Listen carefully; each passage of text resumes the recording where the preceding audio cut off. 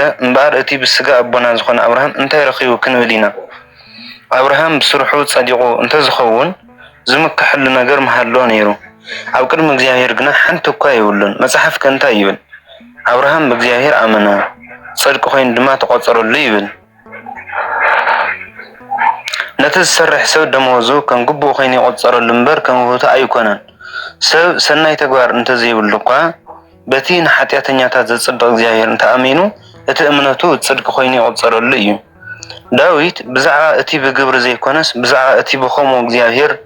ዘጽድቆ ሰብ ብፁዕ ከም ዝኾነ ክዛረብ እንተሎ ከምዚ ይብል እቶም በደሎም ይቅረት ተሃለሎም ኃጢአቶም ዝተሓደገሎም ብፁዓን እዮም እግዚአብሔር ኃጢአቱ ዘይቆጸረሉ ሰብ ብፁዕ እዩ እዛ ብጽና እዚኣ ንግሩዛት ጥራሕ ድያ ወይስ ንዘይተገረዙን ንአብርሃም እታ እምነቱ ጽድቅ ኮይና ተቆጸረትሉ ኢልና ኣለና ከመይ ኢላ እያ ከተቆጸረትሉ ምስተገረዘ ድያ ወይ እንተይ ተገረዘ እያ እምበር ምስተገረዘ ኣይኮነትን ነታ ገና ከይተገረዘ እንተሎ በእምነት ዝረኸባ ጽድቂ ምልክትን ማሕተም ክትከውን ግርዘት ተቀበለ ስለዚህ ነቶም ኩሎም እንተይ ተገረዙ ዘአምንሞ እምነቶም ጽድቅ ኮይኑ ዝቆጸረሎም ድማ አቦ ኮኖም አቦ ግርዛቱን እዩ እዚ ከዓ ስለስተገረዙ ጥራሕ ዘይኮነስ ነታ አብርሃም ከይተገረዘ እንተሎ ዝረኸባ እምነት ስለዝሰዓው እዩ ስለቃሉ ናይ ቦታትና አምላክ እግዚአብሔር አምላክ ክብሩ ምስጋናን ይብጽሐዮ ኣብዚ ሓለፈ ትምህርትና ምዕራፍ 3 ካብ ቁጥሪ 21 መወዳእታ ዘሎ ጽድቂ በኢየሱስ ክርስቶስ ከም ዝኾነ በኢየሱስ ክርስቶስ ከም ዝርከብ እቲ ድሕነትና እቲ ንጽህናና እቲ ቅድስናና ኩሉ ብጎይታ ኢየሱስ ክርስቶስ ከም ዝተፈጸመሞ ንሕና ድማ ነቲ ድሕነት ንሱ ነቲ ቅድስና ንሱ እንቀበለሉ መንገዲ በእምነት መንገዲ ከም ዝኾነ ካፍቲ ዝነበረ ጽድቂ ካፍቲ ናይ ሙሴ ሕግ ዝፈጸመ ይጽድቅ ዝነበረ ካልእ ጽድቂ ብኸምኡ ዝርከብ ብኸምኡ ማለት በእምነት ደም ዝፈሰሶ ስጋ ዝተቆረሶ ዋጋ ስለዘለና ስለዚህ ነዚ ድሕነት እዚ ነዚ ቅድስና እዚ ናብ ህይወትካ ክትሰራጭ እንድሕር ኮይንካ ናብ ባዕልኻ ክትምጽ እንድሕር ኮይንካ በእምነት ከም ተቀበሎ እምበር ናትካ ጉልበትን ናትካ ስራሕን ናትካ ጻዕርን ተወሲኽካ ከም ዘይኸውን ኣብዚ ሓለፈ ትምህርትና ርኢና ነርና ማለት እዩ ለማዓንቲ ድማ ቅዱስ ጳውሎስ ነቲ ምዕራፍ 3 ካብ ቁጽሪ 21 ክሳብ 29 መወዳእታ ዝተዛረበና ሰብሲ ብናቱ ጻዕሪ ብናቱ ግብሪ ብናቱ ስራሕቲ ይኮነሲ በእምነት ይጸድቅ ኢሉና ነጊሩና ስለዝነበረ ዝሓለፈ ትምህርቱ ኣብነት ይልዕል ምን ኣሎ እስኪ ብስሩሑ ብጻዕሩ ብድኻሙ እንተይኮነሲ በእምነት ጸድቀ ሰብስ ምን ኣሎ ካፍቶም ናይ ቅዱስ ጳውሎስ ናይ ስጋ ቦታት ይኹኑ ካፍቶም ናይ ነፍስ ቦታት በተለይ ድማ ካፍቶም ናይ ስጋ ቦታት እዚ ሰብ እዚ ሲ በእምነት ላይ ጸዲቁ እምበር ብናይ ባዕሉ ውልቀ ግብሩ ብናይ ባዕሉ ስሩሑ ኣይኮነን ኢሉ ካብዛ አምነሎምና ካብ ዝተማሃረሞ ቦታት ኣብነት መን ይልል መጀመሪያ አብርሃም ካው ድማ ዳዊት አብርሃም በህይወት ታሪክ ልዕሉ ዳዊት ድማ ብስተናገሮ ቃል የልዕሎ ማለት እዩ ቁጥር 1 እምበአር እቲ ብስጋ አቦና ዝኾነ አብርሃም እንታይ ረኺቡ ክንብሊና እወ ብስጋ አቦና ዝኾነ አብርሃም ቅዱስ ጳውሎስ ካብ ነገድ ቢንያም ይተወሊዱ ቢንያም ድማ ካብቶም ዲያቅ ያዕቆ 12 ነገድ ደቂ ያዕቆ ወይ 12 ውሉድ ደቂ ያዕቆ ሓደ እዩ ያዕቆብ ድማ ወዲ ይስሐቅ ድማ ወዲ አብርሃም ማለት እዩ ስለዚህ ቅዱስ ጳውሎስ ብስጋ ወዲ አብርሃም ወዲ ከም ነገድ ስለዝኾነ ካብ ቢንያም ነገድ ስለዝኾነ ከም ተዘልኩም ቢንያም ድማ ወዲ መን እዩ ወዲ ያዕቆብ ወዲ ይስሐቅ ድማ ወዲ አብርሃም ኣብነት ካላይ ቆሮንቶስ ምዕራፍ 11 ቁጥሪ 22 ካላይ ቆሮንቶስ ምዕራፍ 11 ቁጥሪ 22 እንድሕሪና ይታይዝን ዕብራውያን ድዮም ኣነውን ዕብራዊ እየ እስራኤላውያን ድዮም ኣነውን እስራኤላዊ እየ ደቂ አብርሃም ድዮም ኣነውን ወዲ አብርሃም እየ ይዝብል ማለት እዩ ካላይ ቆሮንቶስ ምዕራፍ 11 ቁጥሪ 22 ባዕሉ ብዝተናገረው መሰረት ዕብራዊ ከም ዝኾነ እስራኤላዊ ከም ዝኾነ ብስጋውን ወዲ አብርሃም ከም ዝኾነ ይናገር ማለት እዩ ስለዚህ እቲ ብስጋ አቦና ዝኾነ አብርሃም ወይ ከዓ ብስጋ ዝወለድና አብርሃም መቦናሲ እንታይ ይረኺቡ ማለት ኣብ ህይወት ዘመኑሲ እንታይ ይረኺቡ ዝረኸቦ ታይ ጽድቅ እዩ እንታይ ይረኺቡ ንዝብል መልሲ ታይ ይረኺቡ ጽድቂ ማለት እዩ እቲ ጽድቅ ግን ከመይ ተረኺቡ አብርሃም ሲ ኣብ ህይወቱ ጽድቅ እንድሕረኺቡ ወይ ከዓ ጻድቅ እዩ እንድሕሪልና አቦና አብርሃም ናይ ስጋ አቦና ዝኾነ ከመይ ልዩ ጸዲቁ ዝብል የልዕል ማለት እዩ አብርሃም በስሩሕ ጸዲቁ እንተዝኸውን ዝምክሐሉ ነገር መሃሎ ነይሩ ኣብ ቅድሚ እግዚአብሔር ግና ሓንቲ እኳ የውልን ኢሉ حزنا يزي عمل سوي يقرأ قصر 4 نتسرح سب دموزو كان قبو خين يقصر اللمبر كان وهوتو أيقنا هو هذا أنا أوزم الرزي كمرة لسكلخو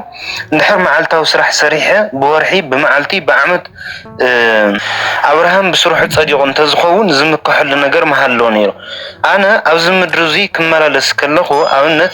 أبراهام حوي ويكع أماني الحوي سرح قصير نحرو عيلو اتزقصرن السرح بدن بتواصيه انت سغزا سرح ديلني انت زخون ملقت ديلي يخني اما جرشافت اغامشت دموزي كن كلو انا تاي زغبر مسلكم يمكحن منتاي نت السرح هو نت معلتاودي ورحو السرح هو نو زخون دموزي يزون لمن اتزقصرني ناونت وي ابراهام حوي ويم دما اماني الحوي ماتي سلازي اماني لتدموز كون منالو انا يمكحيه تاي سلاز غوركو سلاز سرحو سلاز صعركو واقعي سلزخونه سلزقبن مالتي اماني يلكن كمكحي يخدن تاخويني زي مكحن دحريلا لما انا الصراحه كل واقعي هيون نمبر بنصا يكونن هيون سلازي اتزمكحمني اتسرح اتواقع زخفل كن كمكحي يخدن نمنتاي تتوايل دما بنصا سلازي هابه مالتي سلازي ابراهام بسروح صديق انت زخون نيرسي زمكحل نجر محلو نيرو منالبات ابراهام نيوعلو تصدقي نيوعلو قدسنا نيوعلو مملس نيوعلو لعول هيو تزهلو نيرو እግዚአብሔር ሲናይ አሐገዘንን እግዚአብሔር ናይ ታይጊሩልኝ እግዚአብሔር ናይ አስብ ዘሃበንኮ ናይ ጻድቅ ይልጽዋዕንኮ ናይ ቅዱስ ይልጽዋዕንኮ በጽድቅ ስለስተመላለስኩ በቅድስና ስለስተመላለስኩ ስራሕ ስለሰራሁ ናይ ተሰራሁ ስራሕ አሱዳ ይሁን ነበር ሓደ ነገር ናይ አይሃብንን ይሉ አብርሃም ከመካህኔር አውቅንም እግዚአብሔር ግን ድማ አውቅንም እግዚአብሔር ከይመካ አብርሃም ነይዓል ጽድቅ ዝባል ይውልን ነይዓል ቅድስና ዝባል ይውልን አብርሃም ከመጀመሪያ ህይወት ታሪኩ ክንሪከልና ብዙሕ ጊዜ ድኻም አለው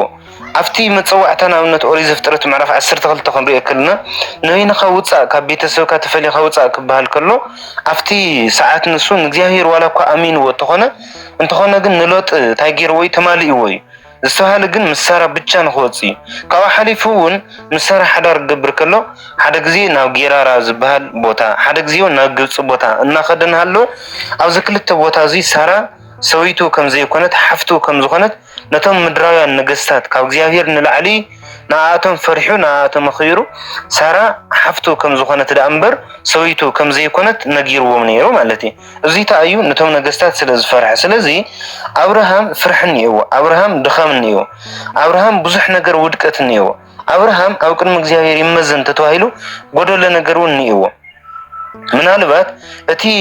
እግዚአብሔር ዘሃው ቃል ኪዳኑን እግዚአብሔር ስለዘሐለው እግዚአብሔር ስለዝተንካኸው ዳይምበር አብርሃም ናብ ገደል ጽዲፎ ነሪ ታይዝብልት ቃል ኪዳን ድማ ንይስሐቅ አበርጋኑ ይስሐቅ ከም ዝወልድ ድማ ይስሐቅ ድማ ታይ ከም ዝገብረሉ ዘሪ ከም ዝፋረ ንሱ ድማ ግዴታ ካመን ኮነሎ ካብ ሳራ ኮነሎ ካብ ካሊ ሰዊቲ አይኹን ካመንዳ ካብ ሳራ ማለት እዩ አብርሃም ግን እናተዳኸመ ተስፋ እናቆረጠ ስለዝኸደ اتزار انسو كاب سارة مولاد قريفو كامن وليدو كافتا باريا كاب قبصاويت زنورت ويكا كاب قبص حزوا زدايوه كافتا اقار تبهال باريا ني اسماعيل كولد كيلو ماتي سلازا ابراهام بزم ملاس زي بز صدق زي بز قدسنا زي او قدم እግዚአብሔር ከመክሕ ዝኽእል او قدم እግዚአብሔር አነ እየከብል ዝኽእል ስራሕ ይውል ምናልባት ተዝህሎ ነይርሲ በተሰርሐ ስራሕ ታግብር ነይሩ ከመክሕ ነይሩ أنا سلت صدقكو قدوس سلزخونكو نصوح سلزخونكو እግዚአብሔር بزبلن سلستمالالسو واغاهيو نمبر بخالي يكون نيلون كمكحنيرو جنك يبولن حنتكو يبولن يزولو قدوس باولس كمزي كلنا نقول حزي سلازي فتوى سلازي خورا ابو سلازي يكون نهيمانه مسرته ابو سلازي يكون انتايدام اتسره مسرتون ابراهيم يوتاريت بدنبي تنقيو سلازفلطي كمزي يزارو لمالتي مصحفك انتاي يبل بزع ابراهيم سي قدوس باولس طرحتي يكونس اوريت زفترت ويم دما موسى تايبل قدمي قدوس باولس زنور حد قدوس ابو نبي موسى سلا ابراهيم كناغر كله تايبل كمزيو ابراهيم بእግዚአብሔር አመነ صدق خوين دما تقوصرلو هو قدوس موسى سلا ابراهيم كناغر كله اوريت زفترت معرف 15 ቁጥር 6 ታይዙን اوريت زفترت 15 ቁጥር 6 ابراهيم በእግዚአብሔር አመነ ጽድቅ ኮይኑ ድማ ተቆጸረሉ ይዙን ስለዚህ እቲ ሙሴ እኮ ስለ አብርሃም ከናገር ከለሲ ለቅዱስ ጳውሎስ ስለዚህ ነጽህ ስለስተቀደሰ ጽቡቅ ስራሕ ስለሰርሐ ወይም ድማ በጽድቅም በቅድስናን ስለስተመላለሰተ ይኮነ ጻድቅ ተባይል ተጸውዒሲ እግዚአብሔር እቲ ዝነገሮ ቃል ኪዳን ከም ዝፍጽመሉ እግዚአብሔር እትዝወለ ቃል ኣብ ተግባር ከም ዘውዕሎ ስለዝኣመነ እንታይ ተባሂሉ ጻድቕ ተባሂሉ ተጸዊዑ ማለት እዩ። ንእግዚአብሔር ምእማን ጻድቕ እዩ ዘብል እግዚአብሔር እቲ ዝነገረካ ነገር እቲ ቃል ዝኣተወልካ ቃል ኪዳኑ እቲ ቃሉ ዘይጥለምን ዘይሕሶን ዘይተርፍን ስለዝኾነ እቲ እግዚአብሔር ዝተናገረካ ነገር አሜን ኢልካ ክትቀበሎ ከለኻ እቲ እግዚአብሔር ዝተነገረካ ነገር አሜን ኢልካ ክትስዕቦን ክትእዘዝን ከለኻ ኣብ ሰዓት እዚ ታይ ትባል ጻድቕ ትባል። ጻድቕ ማለት እግዚአብሔር ዝወሎ ዝሰምዕ እግዚአብሔር ዝወሎ ዝእዘዝ እቲ ህይወት ናይቲ ሰብ ንሱ ኣብ ቅድሚ እግዚአብሔር ክረአ ከለሲ ንእግዚአብሔር ዝሰምዕን ንእግዚአብሔር ዝኽተልን ናይ እግዚአብሔር ሓሳብ ዝፍጽም እንተኮይኑ እንታይ ይባሃል ጻድቕ ይባሃል ማለት እዩ። ስለዚ እግዚአብሔር አምላክ አውሪት ዘፍጥረት ምዕራፍ 12 ካብ ቁጽሪ 1 ጀሚርና ክንሪኦ ከለና ሕቶታት ይሓቶ ንአብርሃም ክባርኾ ከም ዝኾነ ዘርኡ ከም ሓሸዋ ምድርን ከም ኮኸብ ሰማይን ከብዙሕን ክባርኾን ኣቦ ነገስታት ኣቦ ኣህዛብ ክገብሮ ከም ዝኾነ እግዚአብሔር ንአብርሃም እንታይ ገብረሉ ቃል ኪዳን ይኣትወሉ ብቃሉ የጽንዐሉ። አብርሃም እቲ ዝተነገሮ ነገር እቲ ከዝሕካ እየ ከፍሬካ ዝተባለ ነገር አብርሃም እንታይ ገብሮ አሜን ኢሉ ይቕበሎ እወ ትኽእል ኢኻ ንስኻ ከተብዝሕኒ ኢኻ ከተፍርየኒ ኢኻ ኢሉ ይኣምን ማለት እዩ። ስለዚ ቅዱስ ጳውሎስ እንታይ ዝብሎ አብርሃም ሲ ኣብ ቅድሚ እግዚአብሔር ዝምካሕ ዘሎ ንመን ስለዝኣመነ እዩ ንእግዚአብሔር ስለዝኣመነ እዩ ወይም ድማ ንእግዚአብሔር እንታይ ስለዝገብሮ እቲ ዝወለ ቃሉ ስለዝሰምዕ ዳ እዩ እምበር ስለዝጸደቐ ወይም ካልእ ስለዝኾነ ኣይኮነን ይዙን ስለዚ ናትና ትምክሕቲ ናትና ህይወቱን ልክ ከም አብርሃም ኮይና ኣብ ሐዲስ ኪዳን ብናትና ተግባር ብናትና ስራሕ ተይኮነሲ ብናይዚ ስራሕ እዩ ኢልና ክንምኩሕ ንኽእል ብመን እዩ ብኢየሱስ ክርስቶስ እዩ ማለት እዩ። ቀዳማይ ቆሮንቶስ ምዕራፍ 1 ካብ 30 ክሳብ 31 ከምዚ ይዙን ቀዳማይ ቆሮንቶስ ምዕራፍ 1 ካብ 30 ክሳብ 31 ግናኸ እቲ ዝምካሕ ብእግዚአብሔር ይመካሕ ተባሂሉ ዝተጻሕፈ ምእንቲ ክፍጸም ኢሉ ራዩ ግናኸ እቲ ዝምካሕ ብእግዚአብሔር ይመካሕ ተባሂሉ ስለዝተጻሕፈ ወይም ድማ ተባሂሉ ከም ዝተጻሕፈ ይብል ናይ እግዚአብሔር ጽድቂ ናይ እግዚአብሔር ጥበብ ንዓና ክቅድሰና ንዓና ከንጽህና ንዓና ከጽድቀና ዝኽእል ናይ እግዚአብሔር ጥበብን ናይ እግዚአብሔር ጽድቅን ዝኾነ ጎይታናን መድኃኒትናን ኢየሱስ ክርስቶስ ተገሊጹልና ይዙን እወ ስለዚ ከምቲ አብርሃም በእግዚአብሔር አሚኑ ትምክሕቱን ህይወቱን ኩሉ ነገሩን እግዚአብሔር ከም ዝገበረ ንሕናውን ኣብ ህይወት ዘመንና ክንምክሕሉ ንኽእል ወይም ድማ አፍና መሊእና ልብና መሊእና ክንናገረሉን ክንምክሕሉ ንኽእል ጎይታናን መድኃኒትናን ኢየሱስ ክርስቶስ ከም ምዃኑ ቅዱስ ጳውሎስ ኣብ ቀዳማይ ቆሮንቶስ መልእኽቱ ምዕራፍ 1 ካብ ቁጽሪ 30 ክሳብ 31 ዘሎ ይናገር ማለት እዩ። ስለዚ እታ ነቢይት ሃና እውን ክትዛረብ ከላኹም እያላ ነይራ ማለት ኣዶ ሳሙኤል እቲ ዝመካሕ ብእግዚአብሔር ይመካሕ ሓይሊ ናይ እግዚአብሔር እዩ ጽድቂ ናይ እግዚአብሔር እዩ ዕረፍቲ ናይ እግዚአብሔር እዩ ኩሉ ነገርሲ ናይ እግዚአብሔር እዩ ኢላ ነይራ። ንምንታይ እዩ ናይ ሰብ ጽድቂ ናይ ሰብ ቅድስና ናይ ሰብ ሓይሊ ዝበሃል ነገር ስለዘየሎ ንኤሊ ንሃና ከዋርድዋ ከለው እንታይ ኢሎማ ነይሮም መኻን ከም ትኸውን ክትወልድ ከም ዘይትኽእል ብውላድ ክትባረኽ ከም ዘይትኽእል ነጊሮምማ ነይሮም ኣስተሓቃቂሎምማ ነይሮም ቀሊዶምላ ነይሮም። ንሳ ግን እንታይ ኢላ ኣነ ክወልድ እንድሕር ኮይነ ኣነ ክበዝሕ እንድሕር ኮይነ ኣነ ክፋረ እንድሕር ኮይነ ኤሊ ስለ ዝበለ ወይም ድማ እቶም ኣፍኒና ፊንሃስ ናይ ቤተ መቅደስ ካህናት ስለ ዝበሉ ዘይኮነሲ ሓይሊ ናይ እግዚአብሔር እዩ ጽድቂ ናይ እግዚአብሔር እዩ ዕረፍቲ ናይ እግዚአብሔር እዩ ዝህብን ዝኸልን እግዚአብሔር እዩ ዘጽድቅን ዝሕጥን ዝቀትልን ኩሉ ዝገብርን መን እዩ እግዚአብሔር አምላኽ እዩ ኢላ እታ ሃና እውን ትዛረብ ማለት እዩ። ስለዚ ከምዚ ይዝብለና ኣሎ ቁጽሪ 4 ነቲ ዝሰርሕ ሰብ ደመወዙ ከም ግቡእ ኮይኑ ይቆጸረሉ እምበር ከም ውህብቶ ኣይኮነን። አብርሃም ስራሕ ሰሪሑ እግዚአብሔር ሸሊሞ ተዝኸውን ነይሩ ኣጽዲቅዎ ቀዲስዎ ኣልዒልዎ ኣይመበላን ንምንታይ ደመወዙ ሂብዎ ይነኽንሉ ነይርና ሰብ ብቅድስናን ብንጽህናን ተመላሊሱ መጨረሽታ ሰዓት እንታይ ዝበሃል ደመወዙ ተዋሂቡ ይነኽንሉ ነይርና። አብርሃም ግን ደመወዙ ተዋሂቡ ንኸይንብሎ እንታይ ገበረን ኣይጸደቀን ኣይተቀደሰን በቲ እግዚአብሔር ዝብሎ ኣይተመላለሰን። ስለዚ አብርሃም ደመወዙ ዝረኸበ ስራሕ ስለዝሰርሐ ጽድቂ ብጽድቂ ስለዝተመላለሰ ብቅድስና ስለዝተመላለሰ ተይኮነሲ አብርሃም ደመወዙ ዝረኸበ እንታይ ስለዝኾነ ንእግዚአብሔር ስለዝኣመነ እቲ ዝተነገሮ ቃል እቲ ቃል ኪዳን ዝኣተወሉ ከም ኮኸብ ሰማይን ከም ሓሸዋ ምድርን ከብዝሕካ እዩ ኢሉ እግዚአብሔር ቃል ኪዳን ዝኣተወሉ ንሱ ከም ዝገብሮ ስለዝኣመነ ደሞዝ ዝኽረክብ ክኢሉ ተዘይ ኮይኑ ግን ሰብ ስራሕ ሰሪሑ ደኺሙ ፅዒሩ ወሪዱ ደይቡ ኣጋምሸት ናይ ስራሕ ኸልካ ደሞዝ እንድሕረዩካዮ እቲ ደሞዝ ዝህብ ሰብኣይ ወይ ከዓ እታ ደሞዝ ትህብ ሰበይቲ ክትምካሕ ኣይትኽእልን ንምንታይ ግቡእ ስለ ትህብ ዘላ ማለት እዩ ግቡእ እያ ትህብ ዘላ እምበር ምንም ሓድሽ ነገር ክተምፀሉ ኣይትኽእልን ወይም ድማ ዝወቀነሰትሉ ዝኹን ዝወሰኸትሉ ነገር ይብላን ስለ ዝሰርሐ ደሞዝ ትኸፍለላ ማለት እዩ ስለዚ ኣብርሃም እንታይ ዘሎ ቅዱስ ጳውሎስ ኣብ ቅድሚ እግዚአብሔር ሓደ ነገር ናይ ቅድስና ናይ ንጽህናን ሓደ ነገር እኳ ሰሪሑ ዝኸውን ነይሩ እንታይ ክንብል ነርና ደሞ ሰብ ሰናይ ተግባር እንተዘይብሉ እኳ ይብለለ ቁጥሪ 5 ብደንብ ነስተውዕሎ ሰብ ሰናይ ተግባር እንተዘይብሉ እኳ በቲ ንኃጢአተኛታት ዘጽድቅ እግዚአብሔር እንተኣሚኑ እቲ እምነቱ ጽድቅ ኮይኑ ይቁጸረሉ እዩ ሰብ ሰናይ ተግባር ተዘይብሉ ሰናይ ክሰርሕ ተዘይክኢሉ ክቅደስ ክነጽህ በትእዛዝ እግዚአብሔር ክመላለስ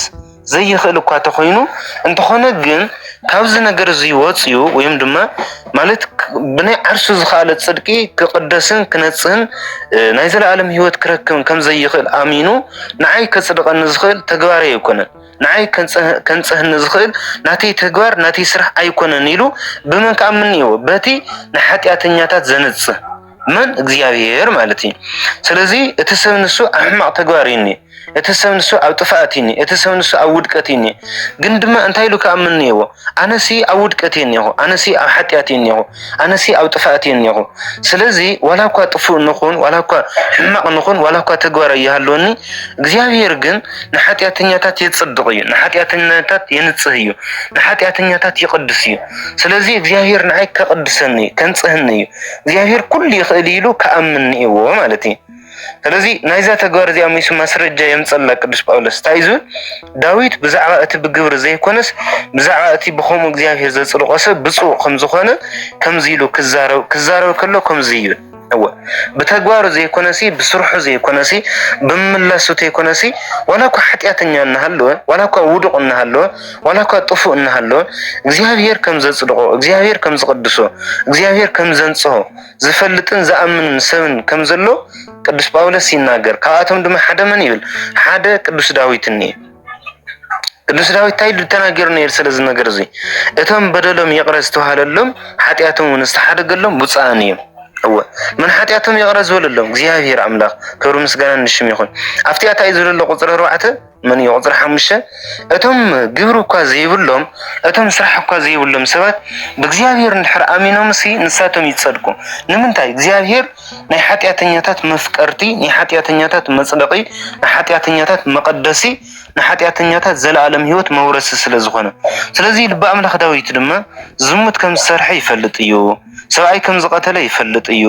ሰራዊት ቁጽር ከይተባለ ሰራዊት ከም ዝቆጸረ ይፈልጥ እዩ በዚ ሰለስተ በደላት እዚ ክጠፍእ ነይሩ ክቀተል ነይሩ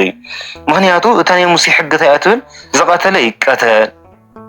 ዝዘሞ ይቀተል እግዚአብሔር ዘይወለ ሰርሕ ሰብ ይቀተል ያትብል ስለዚህ ልብ አምላክ ዳዊት በተናይ ኦሪት ሕግ ተመዚኑ ሰለስተ ጊዜ ክቀተል ነይሩ እንተኾነ ግን ልብ አምላክ ዳዊት بناتو من مللاس بناتو تصدقي بناتو سرح صادق كبهل كم زي يخيل قدوس كبهل كم زي يخيل حياو كبهل كم زي يخيل يفلطي ازي سلاز فلط دما وي كعزي سلاز صنع دما تايلوم انا سي بتغواري يكون نصدق بتغواري يكون كن زقدس بتغواري صادقن قدوسن حياوين تايل كصو ايكلن نعاي زصدقني نعاي زنصهني نعاي زقدسن مني እግዚአብሔር አምላክይ ازي سلاز فلط دما تايلو اتم بدلم يقرستو هللم ኃጢአቶም ንስተሓደገሎም ብፁዓን እዩ ብፁዕ ማለት ፍሉይ ማለት እዩ ሕሩይ ካብ ኃጢአት ካብ ጥፋት ካብ ውድቀት ዝተፈለየ ዝተመረጸ ወይም ድማ ዝወፀ ዝተገለለ ማለት እዩ ካብዚ ናይ ዓለም እዚ ርክሰትን ውድቀትን ዝወፀ ብናይ እግዚአብሔር ቅድስና ብናይ እግዚአብሔር ንጽህና ብናይ እግዚአብሔር ህይወት ዝመላለስ ስለዚህ ልብ አምላክ ዳዊት እዚ ኣይ ዝፈልጥ ኣነሲ ሰናይ ግብር ኣይክእልን እትኔ አብርሃም ህይወት ሪኡኒ ይዛረብ አብርሃም ሲ ኣብ ህይወቱ ታገብረ ይኽእልን ቅዱስ ክኾን ኣይኽእልን ንጹህ ክኾን ኣይኽእልን ብናቱ ግብሪ ኣብ ቅድሚ እግዚአብሔር ሓደ ኳ ደሞ ዘውህ ግብሪ የውልን ስለዚህ አብርሃም ይኹን ኣነ ይዝብል ልብ አምላክ ዳዊት ኣብ ቅድሚ እግዚአብሔር አምላክ ብናትና ቅድስና ብናትና ህይወት ብናትና ክብሪ ጻድቃን ቅዱሳን ነገስታት ተባሂልና ክንጽዋዕ ኣይንኽእልን ንሕና ኣብ ቅድሚ እግዚአብሔር ንኽብር ዘለና ንሕና ኣብ ቅድሚ እግዚአብሔር ደሚቕና ንርአ ዘለና ታይ ስለዝኾና ቅዱሳን ስለዝኾና ንጹሃን ስለዝኾና ተይኮነሲ እግዚአብሔር ኃጢአትና ይቅረስ ስለዝበለልና እዩ حواتي بدنبي كنستوعب سي أيكون عنده أو قدم እግዚአብሔር أيكون عنده أو قدمي فتارينا سي أو قدم ولدنا كواسي نحنا صبوق سلن نسرح اتزو علنا وعلتها سلن نخفلهم عدينا زغلنا أنا كتعب بلاد شعات تورحن حمشت معلتن أما هي سنة تشكيما كتعبينا كل خلي زغلنا قرقيرات لنا نحنا دموزا سلزهونا يا كدان سلزخدنا يا شاما سلزرقصنا يا أيكونن أو قدم الدينا دميقنا نرأى دكاي لا تفتونا سلازلوسنا يا سلازرقصنا يا ويم دما ጫማ ስለዝቀየርና ላ አይኮነን ታይዳ እትዝጎርና ይበደል እትዝጎርና ይሐጢያት ይቅረ እናበለት አዲና ክትከውን ስለትደል ብቻ እዩ አይኮነን እግዚአብሔር እቶም ወለድና እቶም ብስጋ ዘወለድና ወለድና እንኳሲ ታይ ስለዝጎርም ኩሉ ጊዜ ከንውላዶም ስለዝፈቱና ከንካዋኸውና ከንጽህና ቅዱስና ስለዝደሊ ብቻ እዩ እንበር ስለዘብላዕናዮም ስለዘስተናዮም ስለዝኸደናዮም ጫማ ስለዘርገጽናዮም አይኮነን እንደሰው ደሞዝ ኮይና ከዲናዮም መብሊዕናዮም ሲ ገና ምንም ስራሕ ኣብዘ ይብልና ኩሉ ዓለም ክጸልእካ ከሎ ኣዴኻ እትፈትወካ ኩሉ ዓለም ከበረካ ከሎ ኩሉ ዓለም ክድብርየካ ከሎ ኩሉ ጊዜ ብምሕረት ተቀበለካ ኣዴኻ እያ ንምንታይ ስለዝኾነ እዩ ግን ኣዶ ስለዝኾነት እዩ ሕያዊት ስለዝኾነት እዩ ስለዚ ኣይኮነን እንደ ኣብ ቅድሚ እግዚአብሔር ኣብ ቅድሚ ወለድኳሲ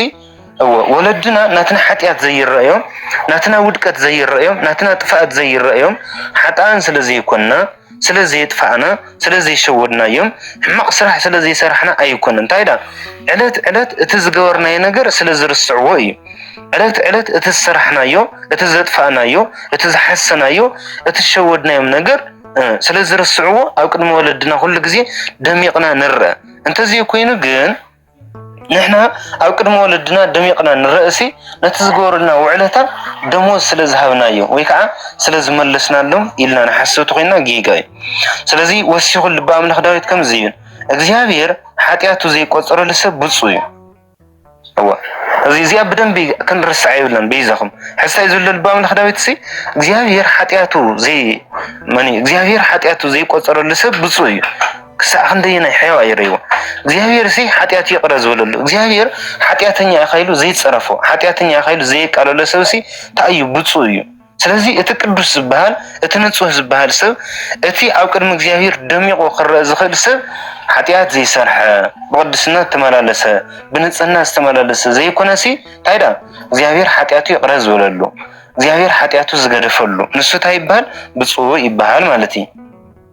ታው እዚ እንድሕር ኮይኑ ኣብ ቅድሚ እግዚአብሔር ደሚቅካ ትረአ ኣብ ቅድሚ እግዚአብሔር ተቀዲስካ ትረአ ኣብ ቅድሚ እግዚአብሔር ገብረዋህድ ቅዱስ እዩ ገብረዋህድ ንጹህ ተባሂለ ክጽዋዕ እንድሕር ኮይኑ እግዚአብሔር ኃጢአት ይቅረ እንድሕር ይልለይ ወይም ድማ እግዚአብሔር ኃጢአት ይቅረ ምሰለለይ እንድሕር ኮይኑ ስለዚ አይሁዳውያን ሲ ቅዱሳት ዝባሃሉ አይሁዳውያን ይኹኑ እቶም ዝተገረዙ ይኹኑ እቶም ዘይተገረዙ ሰባት ቅዱሳንን ንጹሃን ክባሃሉ ዝኽእሉ ሰዓት ማዕዝ እዩ أبراهام صادق استوى لستتصوع اسمه أزي مستجرز ديو ويس كي تجرزن هلا أبراهام دحركم خوين صادق توهي له دم دحر أبراهام زلوا قليهم بالسجا قليهم بمنفس زولدهم ولد أبراهام توهي لهم تصوع دم كلهم مستجرز ديوم صادقان كبهال زخلو ويس كي تجرزوا زول حتى يغلط صرت شعته إذا بتصنع زي عيلو إذا بتصنع زي عينا تا እግዚአብሔር ኃጢአትካ ይቅረዝ ብለልካ እታ እግዚአብሔር በደልካ ዘይሕዘልካ እታ እግዚአብሔር ዝቅድሰካን ዘንጽህካን ሞ ብፁዕ ቅዱስ ንጹህ ተባሂልካ ትጽውዕላ ብጽና ንግርዛት ጥራሕ ድያ ወይ ንዘይተገረዙን ኢሊ ይጅምር ሕዝሲ ሓደ ሰብ ኃጢአቱ ይቅረ ተባሂልሉ ኃጢአቱ ተሓዲግሉ ብፁዕን ቅዱስን ንጹህን ተባሂል ጽዋዕሲ ዝተገረዘ ዲስ ወይስ ዘይተገረዘ يبقى مهنياتو اتم ساعات انزلوا نيرم اتم استقروا الساعات بتلي اتم ايهوداويان نحنا انا قدسات نحنا انا نصحات او قدم እግዚአብሔር ዋጋ ዘለና نحنا انا ኢሎም እዮም ዝኽራ አርዕ ነይሮም ኢሎም እዮም ትዕቢት ዝሕዙ ነይሮም ስለዚህ ቅዱስ ጳውሎስ ታይብሎ መለዚያ ምን እዩ ኣብ ቅድሚ እግዚአብሔር ቅዱስ ባልስ ምን እዩ እቲ ዝተገረዘ ዲስ ወይስ ዘይተገረዘ ኢሊ ይጅምር ንአብርሃም እታ እምነቱ ጽድቅ ኮይና ተቆጽራትሉ ኢልና ኣለና حزب دم بستوعب أبزي أتعيزوا له نجروزات راح دياس ويزي تجرزوا أبراهام السيد صادق يدنا إلنا أبراهام دم تاي جروزي يتجرزني يكون تجريزوي وليس فترة معنا في عصر شو عتنينا فلذي أبراهام تجريزوي كما إلى أياخ استقوت صارت له ስለዚህ አብርሃም ተገሪዙ ጻድቅ ተባሂል ተጸውዕስ ከመይላ እያ ተቆጽራትሉ ጻድቅ ተባሂል ተጸውዕሲ ከመይሊ ጻድቅ ተባሂሉ ምስተገረዘ ድያ ወይ እንታይ ተገረዘ እያ እምበር ምስተገረዘ ኣይኮነትን ሕዚ ቅዱስ ጳውሎስ ውዚ ዝብለለታ እዩ ሓደ ሰብ ሲ ጻድቅ ክባሃል እንድሕር ኮይኑስ ምስተገረዘ ዲስ ወይ ዘይተገረዘ ምክንያቱ እቶም ኣይሁድ ነቶም ኣህዛብ ታዮም ዝልዎ ነይሮም ጻድቃን ክትባሃል እንድሕር ኮይንኩም ቅዱሳን ክትባሃል እንድሕር ኮይንኩም ናይ ዘለዓለም ህይወት ክትወርሱ ተኮይንኩም ግዴታ ግርዛት የድልየኩም እዩ ኢሎም እዮም ዝጭቁንዎም ነይሮም ስለዚህ ቅዱስ ጳውሎስ ነቶም ኣይሁዳን ዘቅረቡ ሓሳብ ቦቦም ጌርታ ይገብሮም ኣሎ መሲልኩም ይሕፍሮም ኣይኮነን ዶ ናይ ሎም ሰብሲ እቲ ናይ ስጋ ቦና አብርሃም ኳሲ ምስተገረዘ ዲ ጻድቅ ተባሂሉ ወይ ከይተገረዘ እስኪ ንርአዮ ኢሉ ይጅምር ማለት እዩ ሕዝታ ይብለለው እዚ ምስተገረዘ ዲ ጻድቅ ተባሂሉ ከይተገረዘባ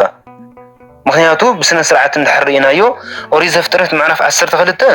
አብርሃም ከም ዝተጸውዐ ኣለና ኦሪት ዘፍጥረት ምዕራፍ 15 አብርሃም ጻድቅ ከም ዝተባሃለ ኣለና ኦሪት ዘፍጥረት ምዕራፍ 17 ድማ ተገረዝ ከም ዝተባሃለ ኣለና ስለዚህ አብርሃም መጀመሪያ ኣብ ቅድሚ እግዚአብሔር ጻድቅ ምዃኑ ዝተረጋገጸሉ ጻድቅ ኢኻ ቅዱስ ኢኻ እግዚአብሔር ኃጢአትካ ይቅረስ ስለ ዝበለልካ ምዕራፍ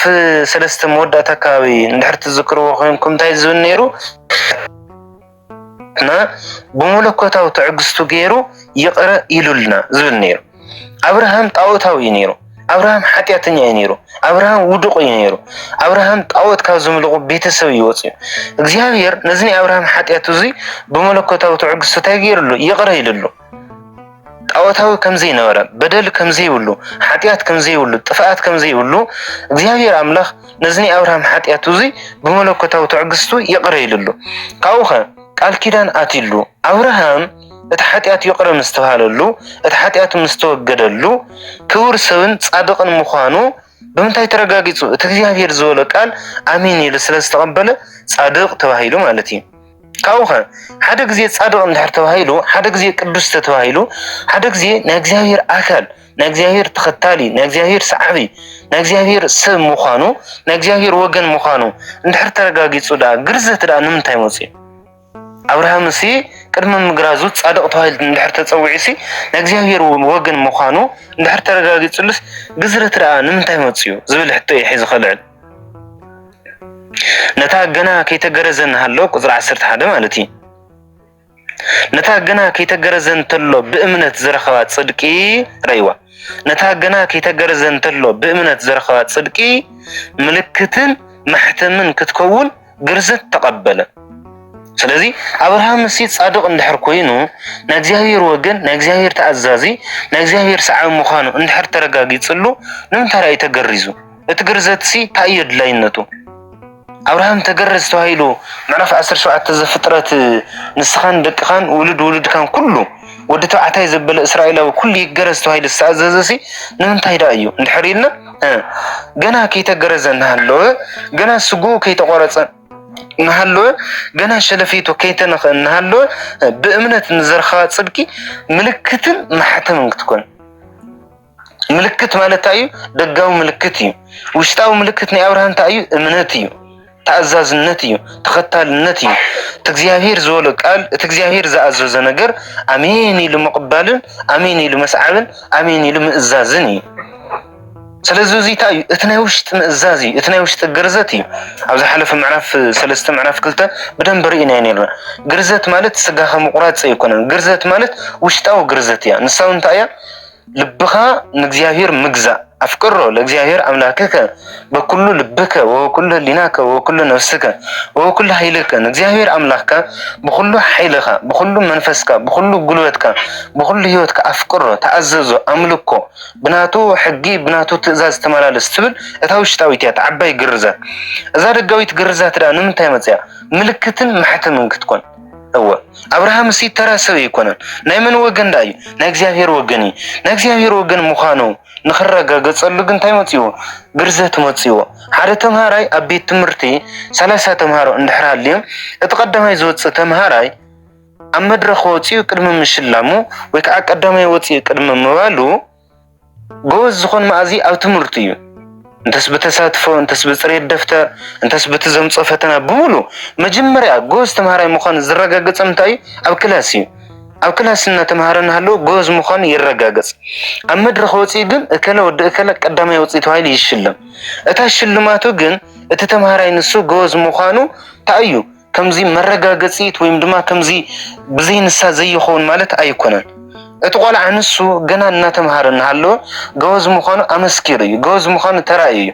ኣብ መድረኽ ወፂ ንምንታይ ይሽለም ድሕሪልና ግን ጎዝ ናይ ምዃኑ ምልክትን ማሕተምን እዩ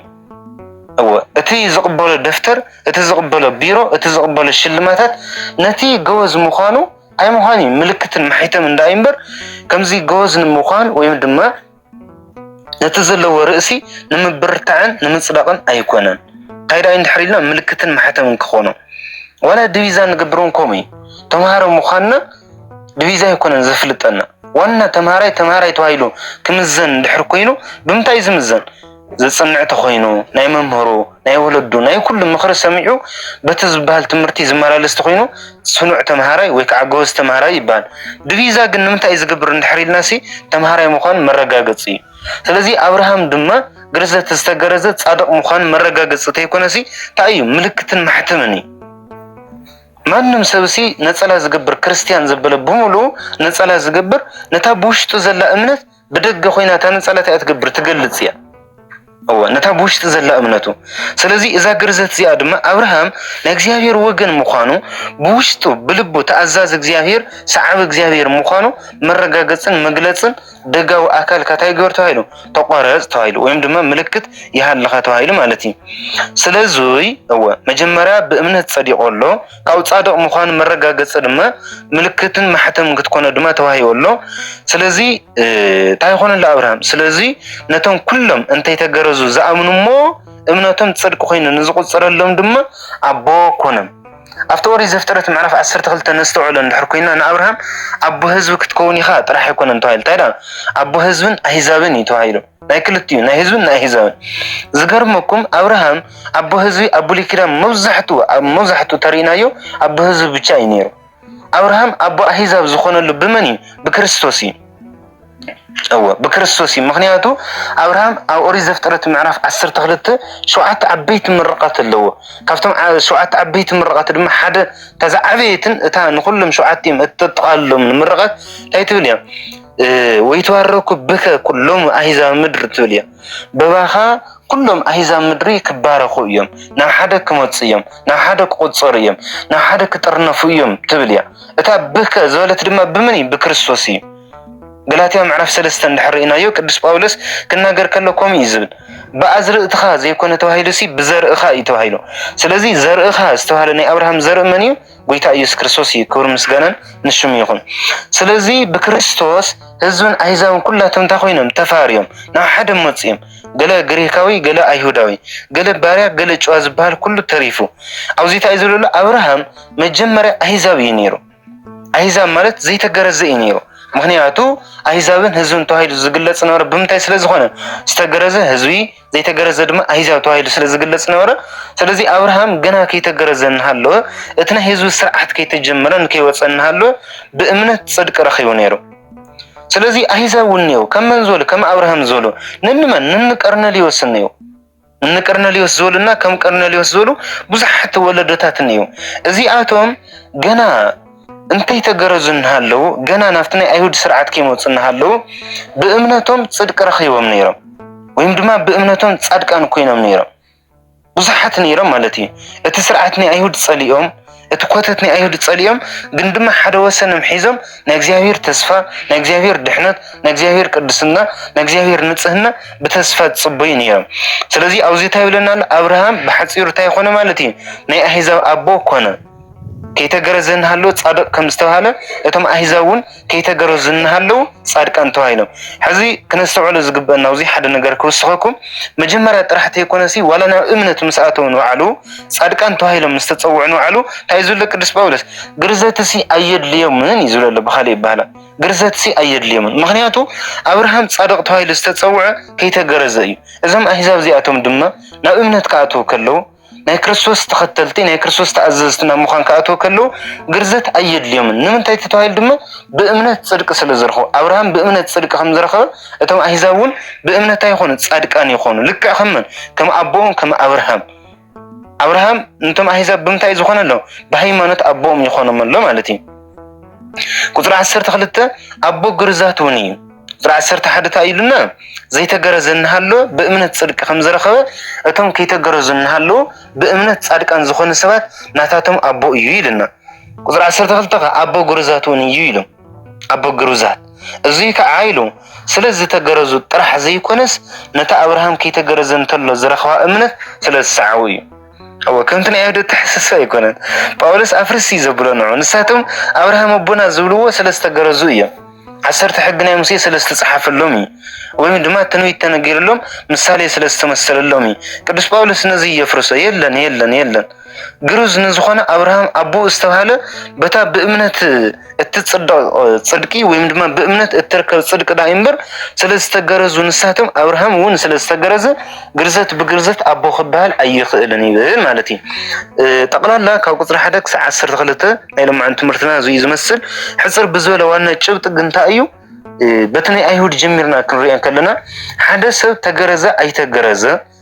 ولا بجرزت زنورة يخون ولا بجرزت زينورة يخون أو كنا مجزاهير أدق تهاي لك تصوع زخيل أو كنا مجزاهير كبرس تهاي لك تصوع زخيل أو كنا مجزاهير أملاخ هيوة اللوه سلام اللوه عرفت اللوه كبري اللوه تهاي لك تصوع زخيل سلسة جرزة سلزي تجرزة أو إثيوبيا سلزمت أو إسرائيل سلزتولد بتي سلزمت بتي سلزعته تيكون سي نتي بإيسوس كريستوس تجور الدحنة بإمنة سلستقبل بتشا تيتوهايلي تصوع صادق توهايلي تصوع نزيم مرة جاءت صدمة أو رومي معرف سلست مودة تقول ركابي كنرن كلنا تايلنا نيرو بزي أفلا لا يلن يلنا نيرو بمن بتي نكريستوس أمين كات صدقي زي أهزابيو زي هزوي زبان نجر يلن اتهزون نكريستوس كأمن كله صادق يبان اتهزون كأهزاب زمت يكون كهزب زمت يكون كله بكريستوس كأمن كله يصادق توهايلي تصوع عمر نسخة باري أيخا نسخة تاخا سخا باري أخا سخا شوي أخا سخا كم زي أخا زبها النجار يلا قلاسيس معرف سلسته وطلع 10 ترينا يون زمتشوكم صحف لهم يهم قوم يزبل قلاسيس معرف سلسته وطلع 10 ترينا يون كريستوس أو كلن بخلن كم زخانة كاو بتي غريكاوي بتي شوا بتي ودق بتي غوانسيتي بتي هزوي بتي أهزاب زبها النجار يلا هيدا دم كريستوس زفسسو سجا كريستوس تقارسلو كريستوس أملاخي مدحنيتي بيزا هيوتيلو أمين يستقبل مو نتأمنه تدما بترت بقدسنا تسفى زلوا تسجى زلوا هيوت زلوا غير استمر على أساس ناي كريستوس ولد ناي كريستوس تعزز داي بهالمبر أكل حزبيو أكل أحزابيو أكل غريكاويو أكل باري أيز بهالنجر يلا يزبلتنا لما أنت استمرنا سلك أبو زياهير أملاك ومسلنا نيوز حيو وسفالت زياهير